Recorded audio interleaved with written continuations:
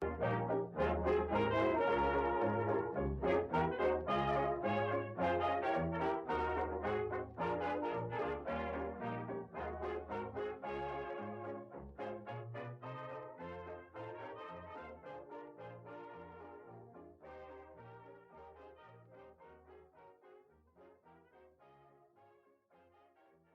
to There's Sometimes a Buggy, Irresponsible Opinions about Classic Film. I'm Elise. I'm Dave, and this week we return to the Acteurist Oeuvre-view with Gloria Grahame, two films from 1953, Man on a Tightrope and The Big Heat. We'll start right out with Leonard Maltin's TV, Movies, and Video Guide. Gives Man on a Tightrope 3 stars out of a possible 4. Atmospheric circus drama of troupe planning to escape from behind the Iron Curtain. Sturdy cast.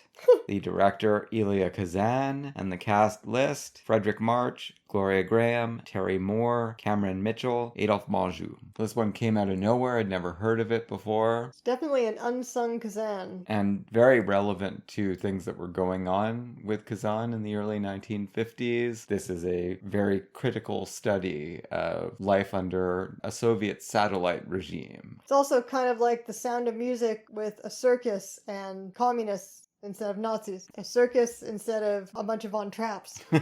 I really enjoyed this movie. Did you? I thought it had some really interesting stuff. One thing I am never going to forget is the final Great Escape sequence with that endless refrain. This is the circus Chernik.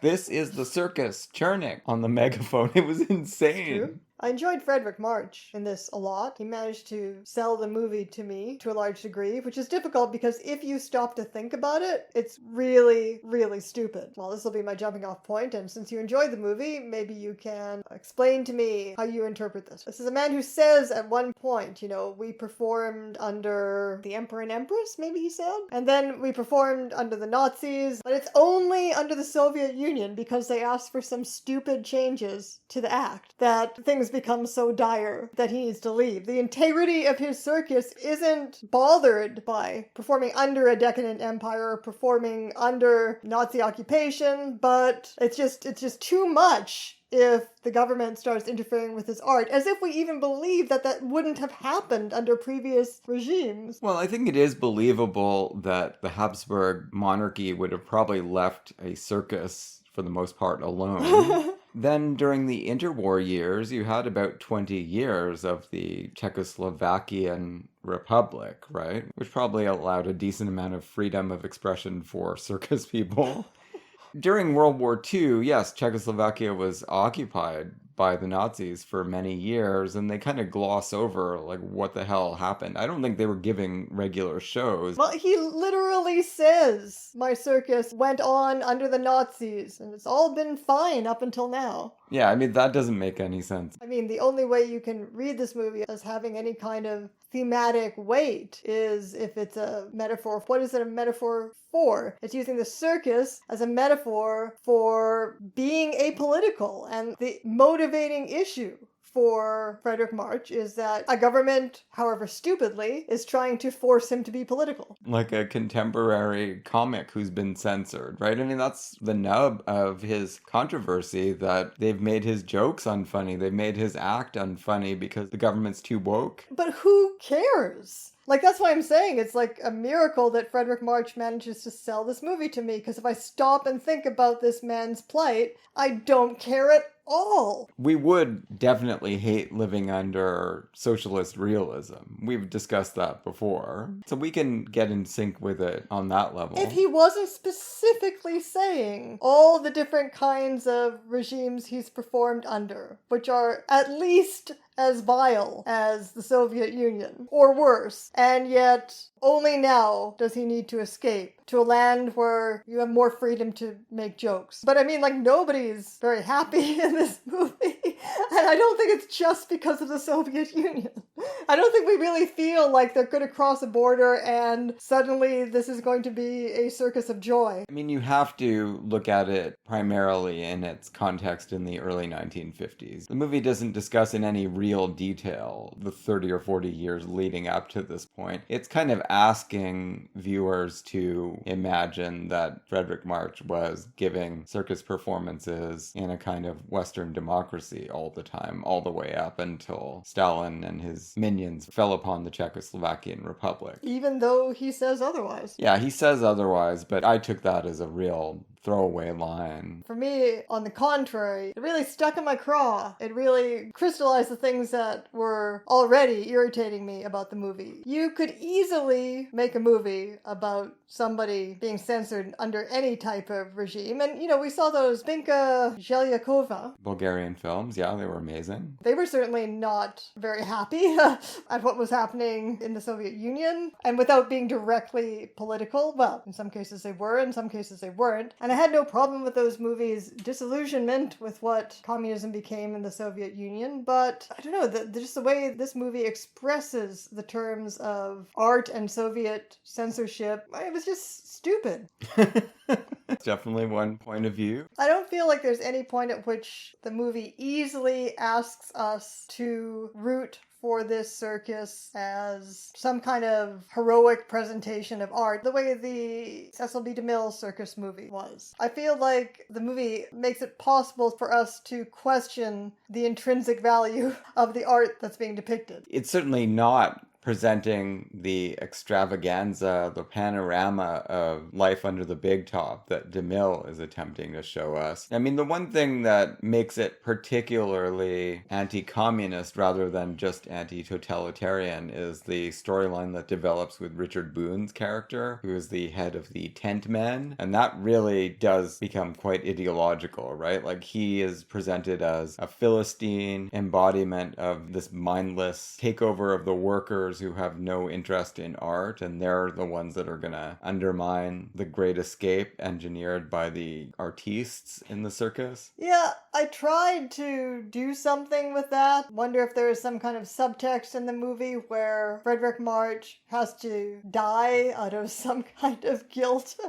at betraying the workers or something, and therefore he can't make it into the promised land. Yeah, well, it's definitely a Moses trope. I'm not sure if it's supposed to mean anything other than that. People would recognize that the leader must die before. Well, yeah, as I said, I was trying to make something out of it, do a kind of deconstruction where the text has a subtext regardless of the intentions of the creators. I don't think it's there. I tried. That part, I think you could say, is pretty schematic and didactic. But even March himself has such an array of good and bad impulses that I don't think we necessarily have to wholeheartedly embrace his viewpoint on anything. No, it just becomes a story about inhabiting his consciousness, whether you necessarily agree with the decisions he's making or not. And then, I don't know, I just got caught up in the intensity of this foolish, like purposefully foolish escape attempt. Like, he keeps saying, the fact that it's so ridiculous and ludicrous is the only thing that gives us a chance. That really worked for me. It was bravura filmmaking. Now, this was, like The Sound of Music, based on a real escape, but that aspect of it, the absurd boldness of the escape, that is fictional. That's something I did learn about the movie from its AFI catalog entry. So it says here, unlike the escape in the film, however, circus owner Gustav Brombach slowly moved a few camouflage pieces of equipment and performers at a time over a period of several months. Now that also could have made a good movie, but it wouldn't have had quite the dramatic element that captured you. No, he wanted just balls to the wall, everyone across the bridge, leave no animal behind even. I did find it touching. One of his last words is, even the elephants made it. And again, I think you just have to divorce it from its political context. You have to watch it as if it's people escaping from Nazis, just totalitarianism. Well, except for the specific sort of stupidity that we see with the officials. It's any kind of a police state. We often attack unthinking 1950s and beyond Cold Warrior nonsense. There's no denying that these were police states. You don't want to just forget about that. So these dissatisfied subjects of a police police state. Sure, but trying to get out of there. But it's a very specific story, and the question is, do these stakes resonate with you? Apparently they didn't resonate with anybody, because this movie was not a success. Do these specific stakes of this circus and Fredric March seem like they're worth a movie plot? It's only because he's such a great actor, and he forces you to look at the world the way he sees it. Yeah, I agree. He's been unmanned by the government. You know, his wife has wandered off and is just daydreaming about this lion tamer who wants nothing to do with her. Apparently this role was originally supposed to go to Marlene Dietrich, so it really was a very direct Blue Angel nod. Interesting. I don't think it was the greatest use of Gloria Grahame, but she invests her scenes with some interest when she gets a chance. Yeah, I don't either. The mythic nature of Marlene Dietrich would have given a small part like this more resonance, I think, than it needs because it's so underwritten. It's an age mismatch as well, but she is supposed to be his second wife. I guess that tracks maybe with the way a circus manager would remarry, but they just don't seem like a couple that has this long history together. No, they don't seem like they have any history together. But it is gestured toward, right? Like she says, someone once told me that I had the prettiest feet in the world, and yeah, I thought it was him. Yeah, that could have been 5 years ago. Yeah. And their marriage has just gone drastically downhill as he gets more and more upset about his circus. Well, it's only been a few years since the Iron Curtain fell. When you're talking about 1953, that would have been, 6 or 7 years. Yeah, well, when your marriage goes rapidly downhill, you can say someone once told me, and you can mean 2 years ago. Yeah. The kind of interference with, let's not call it art, or if we're going to call it art, we're going to have to talk about the subcategory of art that is entertainment. This kind of stupid interference with art, this could also be dealing with the Hayes office. And unfortunately, you can't cross the border and get away from the Hayes office, although, eventually it did lose its grip on the movie industry. But I don't think you can ignore the movie's specific context because I'm just end up repeating myself, but what it's about is the freedom of entertainment to be apolitical. That's what it is about. Number one, do we agree with that? Number two, does this movie sell that? And number three, does it make a good movie? And I'm kind of on the fence about specifically the last two things. And the first, there's a lot to be said for and against it. Well, it's in a long tradition of stories in all media about a character who is pushed to take drastic action by bullying or oppression. He has no ideological stake in these major events, or that's what he claims. What do you mean, like Justin Theroux in Mulholland Drive? This is the girl, somebody trying to control your movie. Fredric March wants to just continue offering the kinds of shows that he's been giving since he was a child or young teenager. There are other stories that are better parallels, I'm sure, where the character really doesn't feel like they have a dog in the fight until all of a sudden, at every turn, they're hemmed in and they see people being pushed around and he's being pushed around. But whether or not a particular iteration of that trope is going to interest you, the actual social world of the movie, it's going to make a difference. Yeah, but for me, it all comes down to the acting. It is a sturdy cast. They do a great job of making me see things through their eyes for the length of the film. It doesn't change my opinions about anything. Yeah, we're not disagreeing because, as I said, Fredric March, who is about 80% of this movie, somehow manages, as an actor, to sell to me a really dubious bill of goods. Yeah, that's fair. And, tying in with the other stuff Kazan was doing in the mid-50s. Obviously, On the Waterfront is an anti-union movie. And this, too, not only is Richard Boone the representative of the mindless proletarians, he's also basically a union leader, right? This was made for an American audience, so they would have thought of him as like a teamster or something, I guess. The confrontation is vicious at the end. And he seems like he's on our side at the beginning, right? He seems like a trusted friend. Well, this is the thing that I found weird, because you can't watch an anti-communist movie by Kazan and not, think about his infamous history as a snitch. The betraying friend is actually the one in the Kazan position. Yeah, but he's a union leader. Wheels within wheels.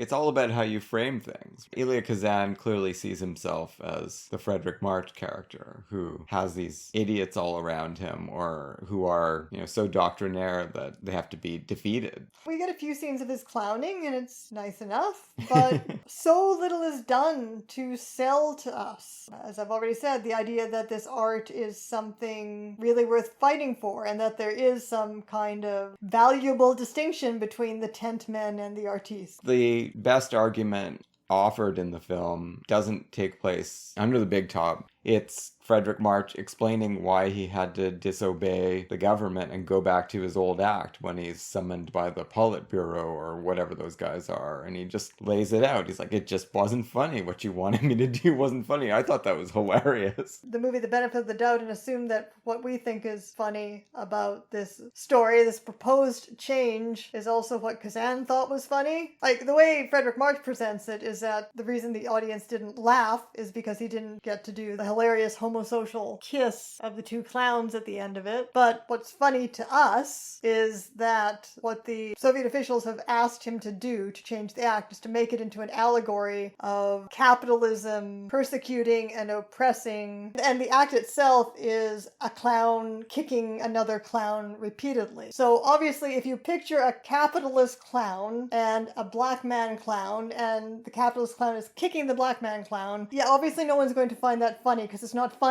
It's terrible. No, I'm glad we didn't actually see it. Yes. But when Fredric March gives his impassioned and whimsical diagnosis of the issues with changes to the act, it is funny. And it's funny because he offers this in such a frightening setting. I mean, the movie does a good job of conveying the menace of the Gestapo, or whatever they're called. Adolphe Menjou. Well, Adolphe Menjou... He's great in this movie. He is great. I mean, he was an arch right-winger, we know that. Here he's giving us... It's a sort of ironic portrait of the wily KGB or KGB-affiliated official who is going to be hoisted by his own petard. He steps out of line just enough that all of the other jealous officials seize their moment to get rid of him, and that's apparently what will befall all tyrannical bureaucracies. They're always going to trip themselves up. Well, I mean, it doesn't seem wrong about the Soviet Union. No, it's true. I mean, we know there were constant purges. Distinguishing yourself with your brilliant gambits often led to your own demise. But his affable, debonair, sinister quality is put to good use in this movie. He is the counterweight to March. March is dead set against the system, and he's been turned into a very solemn man, despite being a clown. And Adolphe Menjou is trying to live his best life and joking around constantly. He is the servitor of this vast spider network of anti-aesthetic force. Ultimately, he's the one that's carried off back to the gulag. And March gets to know that his grim gambit succeeded. Everyone was too focused on getting Menjou out of there, and they just ignored his warning. The circus is going to get away. The circus is leaving Czechoslovakia. Don't you understand? Nobody cares. Most of the people involved in this film, as far as I know, well, I don't know what Terry Moore's politics were, and we know what Menjou's politics were, but Fredric March was a famous liberal. Gloria Grahame as well was definitely a big-time Democrat. I know right, that. And she had just appeared in a practically Marxist noir. Elia Kazan himself was never a conservative, right? I mean, he was a liberal anti-communist by the mid-1950s, and that's what this film really is. It's not a McCarthyite presentation of the world. It's giving you the embryonic Kennedy Cold Warrior view. But to be honest, this is the thing, like, the movie isn't even, just as it doesn't really do anything to convince me that this circus is aesthetically valuable, its criticisms of the Soviet Union are really ridiculously mild. I do like that discussion when he's initially summoned to the police headquarters, where they say, we recognize that the people need entertainment, they need circuses, we can't live by bread and labor for the state alone. However, you have a woman calling herself La Duchesse in your circus, and we can't have that. Like I said, it's the same kind of absolute absurdity that we associate with the Hayes Office. Morally based objections to art. A version of performative normative morality. You can't have any reference to the nobility in your circus, even if it's a weird old lady who's clearly not an actual duchess. This is what I'm saying about this ambivalence in his character. He refuses to cast this crazy woman out, but at the same time, he's a bully toward the circus dwarf. Yeah. Probably the most interesting aspect of Gloria Grahame's character is her friendship with the dwarf, and, I would have liked to have seen more of it and gotten more of the backstory there, but she sort of humanizes Fredric March through this friendship and her support for this character, even though he's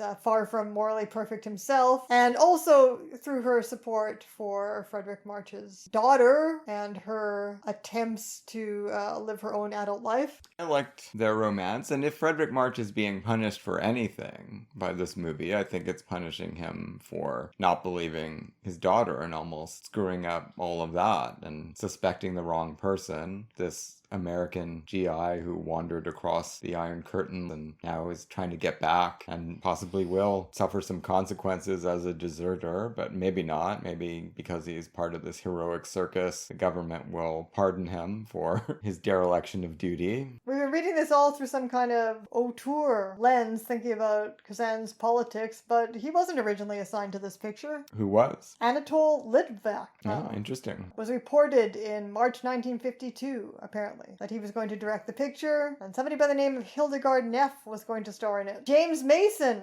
almost played the Fredric March role. That would have been good too. Maybe, but I think Fredric March is perfect. I really can't imagine a better performance than what he gives in this movie. Can you believe James Mason as a clown? I wouldn't have necessarily thought I'd believe Fredric March as a clown. Yeah, but I do.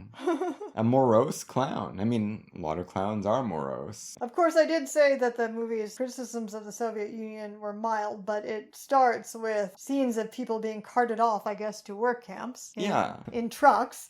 I mean, it's not emphasized by the movie. It's not dwelt on as much as the aesthetic issue, but this is not a good atmosphere. No, it's definitely not. And of course, it recalls horrors committed under the Nazis. Again, I think it's just a mishmash of totalitarianism that is being evoked by the film without too much particularity. It's a strange entry in the career of Gloria Grahame. She just wandered into this. Robert Sherwood wrote the screenplay. Seems like he did it all on his own. Odd, very odd. Well, he's another person who became a Cold Warrior liberal. It was based on a novel that I guess was based on a real incident. Do we know anything about this author, Neil Patterson? No, the Wikipedia entry was not revelatory. I think the movie is worth watching just for the extended "This is the Circus Chernik" sequence. Well, I think it's worth watching for anyone who likes Fredric March. Yeah, well, that too. All right, let's see what Leonard Maltin had to say about our second film.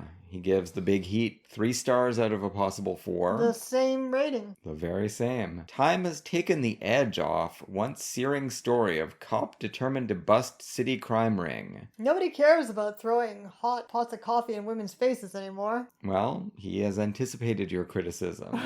Famous coffee hurling scene still jolts.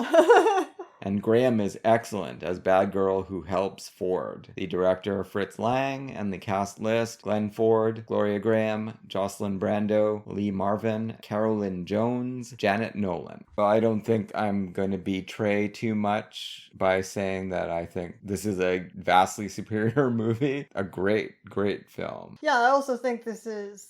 Oh, well, I'm giving a lot away if I say this, because we're probably going to do a top 10 or something, but this does seem like one of the best roles that Gloria Grahame ever had. Oh, it's truly a remarkable performance. Up there with It's a Wonderful Life, and in some ways that we can explore, not that different, because she is just, and much more so than It's a Wonderful Life, her character is just absolutely pivotal to the movie's impact. I didn't remember this movie at all. It's been a very long time since I've seen it, and for the first 2/3 of it, I was enjoying it well enough, but feeling like it was kind of taking the tropes by the numbers. But all the stuff that happens in the final third of the movie, specifically with her character, is what gives it its twists and elevates it to something unique, I think. As Maltin says, this is the trope of the cop against the world, against a corrupt system, who is going to insist on justice being done. We've got many examples of this in the history of film and storytelling. I guess one of the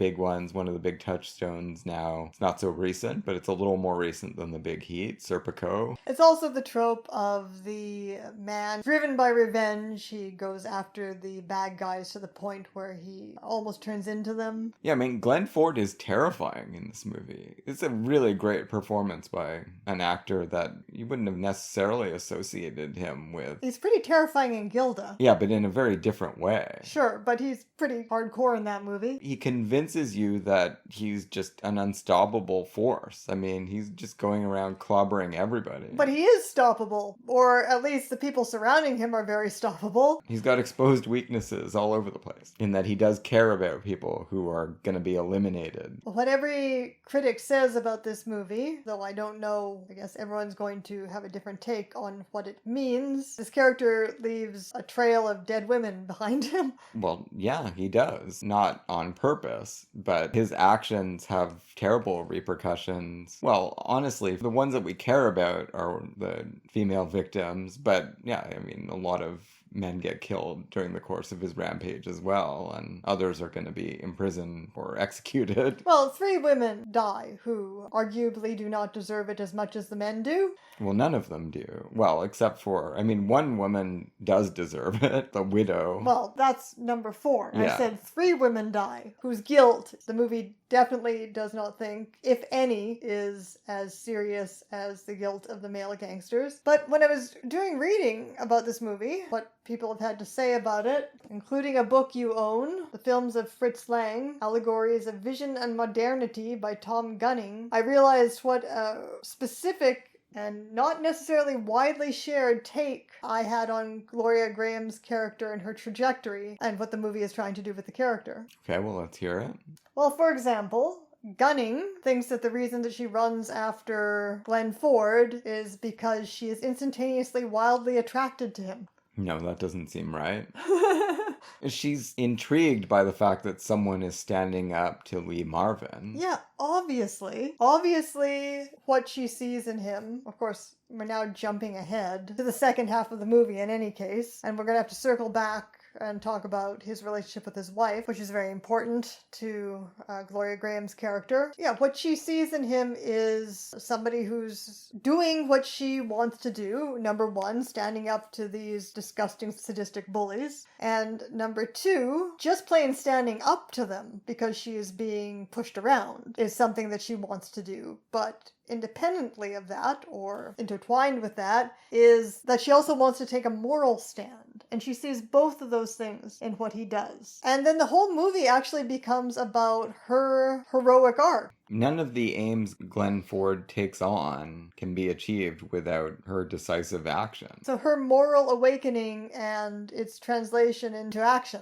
I mean, she becomes a vigilante killer. Her moral epiphany: I'm gonna just go visit this widow, blow her away, corruption will come to an end in the city. But why does she do that? She's trying to expunge that side of her that feels like she was complicit. Sure, that partly, but also because she knows that if she doesn't do it, Glenn Ford's going to do it, because he nearly did it and he told her about it, and she decides in that moment that because of the way that she sees herself, and I guess we've already examined this fallen woman melodrama character in a Gloria Grahame movie before with her western roughshod. She feels that because she is already guilty and complicit in this world, as a sexual woman she feels guilt, but also because she has participated in the men's guilt. Well, she's been living the high life on blood money. Yeah, for those reasons, she wants to sacrifice herself, and does sacrifice herself, for Glenn Ford, while also accomplishing what he wants to do. I know, her character's arc is so fascinating, and the way that she, and again, like I said, so unique, and the way that she plays it is so vivid. She is sacrificing herself for the good man, and wanting to preserve his innocence, and wanting to preserve these memories he has of this wife that she imagines as the woman she would have liked to have been, and he still has this relationship with his daughter that could continue if he doesn't fuck things up by becoming a vigilante killer. So she is making all these self-sacrificial gestures for him based on some accurate and some dubious ideas ideas about her own guilt. But she's also assuming agency for the first time. So there's something that she is very much getting out of it that isn't just self-sacrifice and masochism, which is all in her line, where she gloats to Vince that through her doing, this whole criminal enterprise is going to become undone. And she's just so scary, but also giddy in that moment. Yeah, well, they all discounted her. Yeah, exactly. Vince keeps saying, oh, I'm not worried about her. She's nothing, right? I mean, she's just been a plaything that we can eliminate at any time if we need to. And this is how they think of women. That's what their treatment of women means. How he works women over, that they're just passive objects that can't do anything, can't have any agency because, you know, they're too scared. They're too scared of how they're going to be harmed. It's a pretty extraordinary arc. Right from the beginning, she's glorious, like in that first scene where we meet her and she's been drinking, and you get the sense that she kind of has to in order to cope with the environment that Vince and his cronies create. Yeah, she's going loopy, and she's full of ironic jabs that nobody even notices. The alcohol is also a protection against being held accountable for the sass that she's offering up. People can just write it off if they are inclined to. It seems like Vince has been. He's more tolerant of her talk than he is at the bar with that woman with the dice. I don't even know what the hell gets into him there. This guy's just got a serious problem. But she also is genuinely narcissistic. Oh yeah, well, getting the coffee in the face is significant. Like, I mean, it just reorients everything for her. Well, yeah, I mean, it's twofold. It was 50% seeing Glenn Ford take this stand, and then 50% losing 50% of her looks. And of course, her life is forfeit at that point anyway. They have decided to eliminate her. So it's not like she's got any other options. She can't go back to Vince and rejoin the Mike Lagana crowd after the coffee throwing incident. Very taut storytelling and a perfect opportunity for these two characters who seem to have nothing in common to be forced into proximity, and their scenes are great. But yeah, that's the other thing that's interesting about the movie, right? That the nature of the relationship between her and Glenn Ford, that doesn't ever fully blossom into a romance, but that becomes this immediate, really intense bond, and it's kind of all the better. The way she morally admires him and also wants to protect him, it's kind of all the better that it's allowed to stay on that plane of ideas and morality and not turn into romance. No, there is a real chemistry between them that filmmakers noticed, and they were paired again. But the movie deliberately doesn't turn that into romantic or sexual chemistry. It really is all in the realm of ideas. And Glenn Ford really matches Gloria Grahame magnificent scene for magnificent scene in this movie, all culminating in possibly the greatest platonic love scene ever shot in a film noir, where the dying Gloria Grahame is finally allowed in to the intimate details of Glenn Ford's life with his wife, and just the way these locked up emotions come out of him in that scene. They're liberated by her incredibly decisive action on her own and his behalf, and by this amazing interest that she has shown in his emotional life. It really is something that separates this film from just about any other hard-bitten cop against the world narrative that I can think of. Well, you really buy from the first moment they meet, or I did anyway, because of this rapport between the actors, that even though she's supposed to be his wife's opposite, and this is how the movie, you know, sets up all of these doubles and opposites between the women, which Gunning does talk about, between the four women who end up dead, the good women who seem bad and the bad women who seem good, and then the good women like Katie Banyan who are like a little bit bad. That's what we're introduced to, and this is how she and her husband have established this rapport, which is that she likes to steal from him. She's a 50s housewife, but she likes to steal, drags from his cigarette and sips from his beer. She likes to just be this little bit bad. And this is how they've developed a friendship, in that she is fulfilling this role of what a good woman wants to be, but she's also, like, they have a playfulness about it, and they acknowledge that she's a person, right? And so I think from the moment that these two meet, especially when Gloria Grahame realizes her seduction, which is just her default mode with any man, is not going to get anywhere. Because we have seen him have this friendship and easy rapport with his wife. I do feel like there is some kind of reproduction with that immediately with Debbie, but it's what she sees herself, which is that there's a potential in her to have been that person, to have just been that fun companion.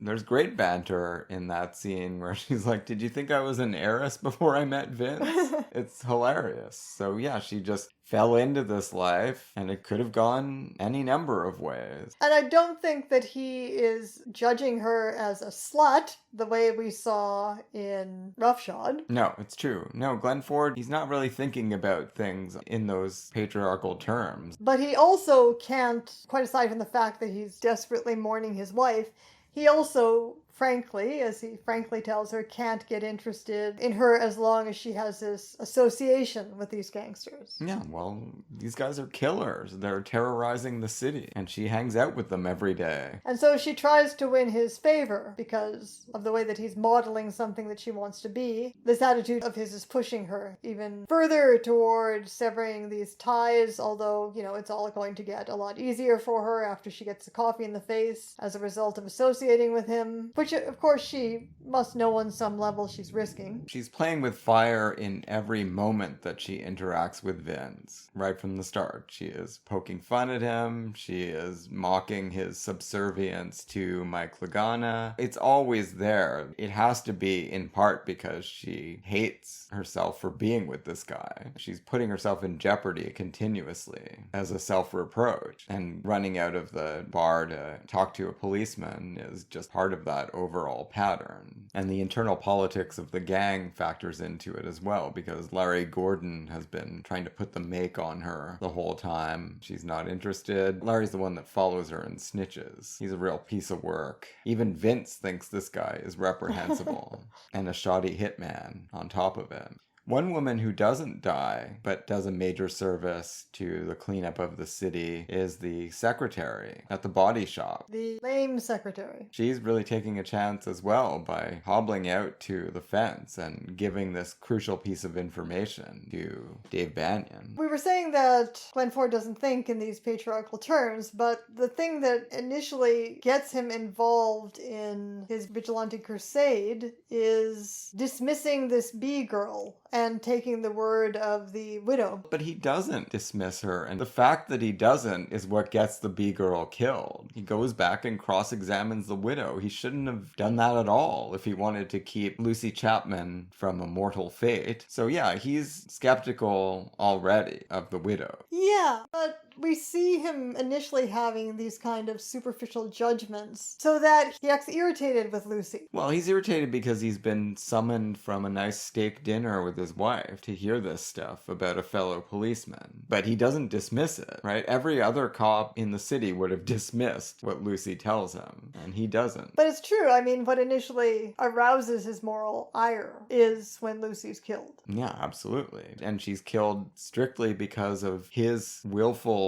return to the widow to ask her for the particulars of the acquisition of this second home that the cop had. What's that all about? And you're just not supposed to ask these questions. Well, what do you think it means that he accumulates this pile of dead women's bodies? I guess it's just drawing attention to the fact that although these noir men grappling with other men for the soul of the city often just play out in gunfights and fisticuffs, but actually there are plenty of women who are getting caught in the crossfire here and killed. And of course the thing that separates Debbie from every other character is that she is a woman who is just, the film is just serving her up as someone who's gonna get sacrificed and killed. And in fact, she is the one who takes the only action that matters in the film, which is killing the widow and cracking open the power that Mike Lagana has over the entire municipality. I guess one of the things that I was thinking of, the way in which Debbie Marsh bears a strong resemblance to Violet Bick, is that Violet also has this interesting certain rapport with the moral center of the film. Sure, the male protagonist that isn't romantic, and they both seem to be inspiring each other to some degree. I wonder if Fritz Lang thought of this as his It's a Wonderful Life. I know that when scholars talk about this film, they will dwell on that line of dialogue that Gloria Grahame utters about herself and the widow being sisters under the Ming. Sure. Does Gunning talk about that? Well, he has a whole diagram relating the four women to each other. Oh, but not all of them are under Ming. No. At some point or other, I've read essays on this film that really keyed in on that phrase. But that is reductive in the sense that it's focusing entirely on Gloria Grahame's sense of guilt. Yeah, but she needs that sense of guilt in order to do what she's going to do. I mean, she's just announcing the reasons why she has to be the one to perform this job.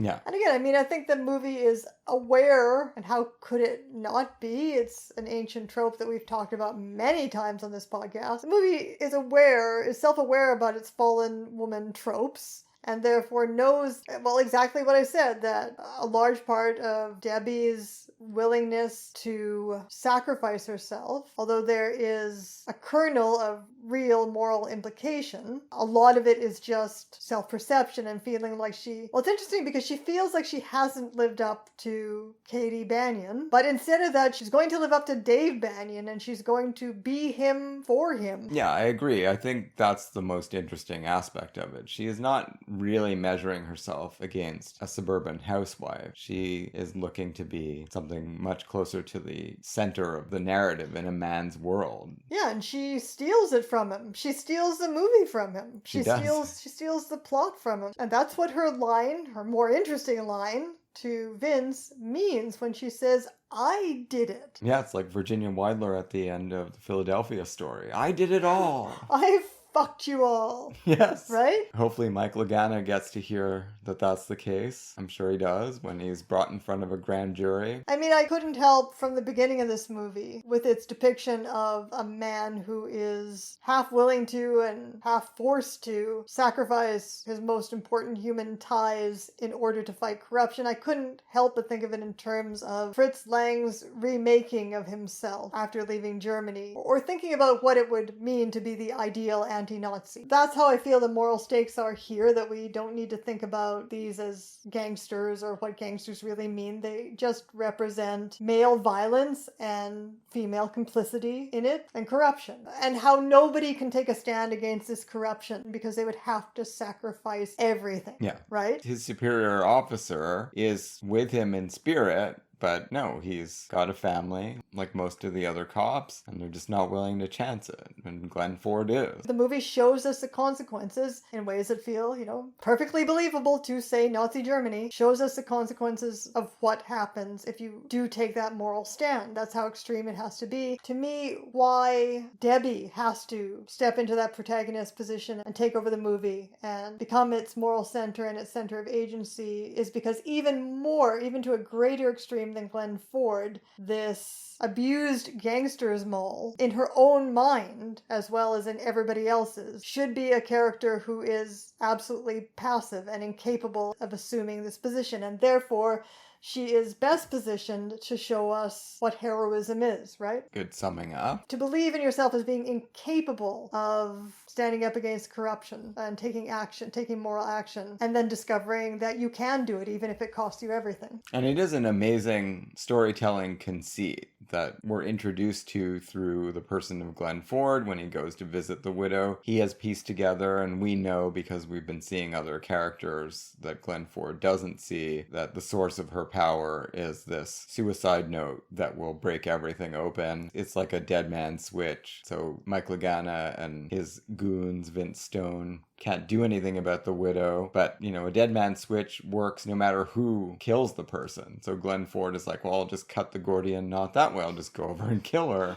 He doesn't actually do it. He thinks about it, and who knows if he would have continued thinking about it, but cops show up to escort him out. Well, Gunning, in discussion of the movie's production history that was most interesting to me, Gunning says that scene Lang put back into the screenplay from the novel, but changed it because in the novel, Banyan stops himself, but in the movie he doesn't. He's stopped by the cops. And he doesn't seem to have any regrets about it, and again, that highlights Debbie's arc, because she has to step in and protect him from himself, and in the process discover her agency. Yeah, that's right. And it works at the plot level as well. Because no one takes her seriously, she can ring the doorbell and no one's gonna shoot her on sight when she visits the widow. They should have. If they were really thinking about protecting Mike Lagana, they shouldn't have let anyone in that house. And I mean, that's also what the fifth woman who survives, I mean, obviously that's why she is an elderly disabled woman, because again, these are the people that you would least suspect of being heroic, the people who everybody thinks can't possibly take heroic action or take effective action. Yeah, the meek inherit the earth.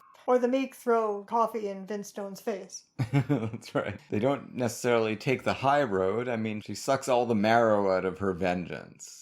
One other thing that I just found striking about the movie on this viewing, it might have struck me before, I've seen it several times, but just this matter-of-fact presentation of America in the early 1950s just casts in stark relief how distinct that period of time was, right? Where a big plot point is that, I mean, there's no witness protection at the time, or certainly we don't see anyone offering it to Banyan, but his daughter has to go hide somewhere in order for him to continue his fight unfettered, and she's sent off to stay with his brother. Also, that moment clinches my Nazi allegory reading of the movie when all these men talk about how the last time they had to stand up to creeps like this was in the war. Well, yeah, that's exactly what I'm getting at, right? That so when he finds out that the gangsters are going to root out his daughter and kill her, he becomes very concerned and thinks that they have to take some kind of more drastic action. But his brother has already thought of this, and they have like 10 guys who have military training who are just on hand. Like basically any guy who was an adult in the early 1950s had carried a gun and shot people. Yeah, and that's why he's linking the subject matter of this genre movie to that social fact. Yeah, it's really interesting. And as you say, it links it back to the fight against fascism. Almost any other time in American history, not that you don't have a lot of people running around with guns now and at other times, but they wouldn't have been trained to hold off a platoon of gangsters. This scene convinces you that, yeah, these guys probably can handle the protection assignment. Well, I guess that's going to do it for our discussion this week. Hope you've enjoyed it. Next time on the podcast, we'll be returning to the Hollywood Studios Year by Year. It's going to be the Fox Film Corporation, 1932. We'll be discussing Young America, directed by Frank Borzage, and Passport to Hell. Looking forward to that one.